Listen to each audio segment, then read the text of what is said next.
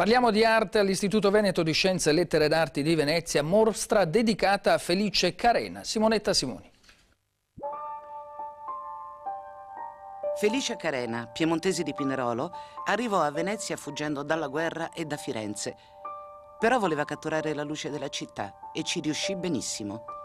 Lei mi diceva che questo è Carena, come lo chiamavano a Venezia, ma appena arrivato a Venezia. Sì, siamo nel 46, lui arriva nel 45 dopo la fine della guerra, dopo la liberazione. Lui è stato fascista, è stato direttore dell'Accademia di Firenze, accademico d'Italia, e quindi subisce l'epurazione e sceglie Venezia perché la conosceva molto bene, perché aveva molti amici e perché ha sempre inseguito la luce, e quindi qui a Venezia era il trionfo della luce e la storia dei pittori veneziani.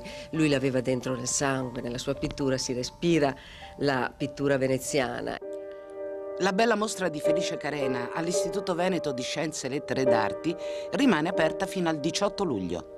Io infatti sono venuta qui negli anni 50 come studentessa e ai Carmini, dove abitavano, io stavo in un istituto di suore come tutte le brave ragazze studentesse di allora, e mi ricordo che abitava proprio di fronte, lo vedevo passeggiare proprio persino anche nella casa certe volte dalle finestre. Ma lei all'epoca sapeva che era un pittore di una certa fama? Sì, dicevamo, dice quello è Carena, come se fosse il vicino di casa, capisce? Quindi era molto bella questa comunione che c'era una volta a Venezia fra l'atmosfera degli artisti, che era praticamente una cosa normale, ecco.